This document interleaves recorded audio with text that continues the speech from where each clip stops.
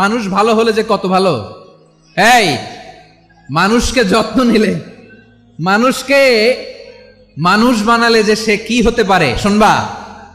হ্যাঁ, নাকি মোনাজাত দিয়ে দিব? শুনবা?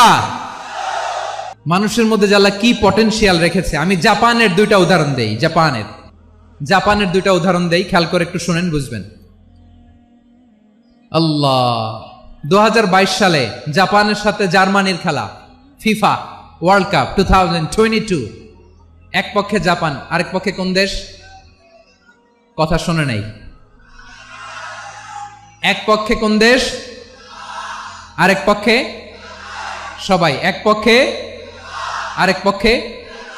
ওই খেলায় জিতেছিল জাপান, জিতেছিল 22 সালের এই ফিফা ওয়ার্ল্ড কাপে। জাপান ফুটবল খেলায় জিতে, as a part of their celebration তারা খেলার পরে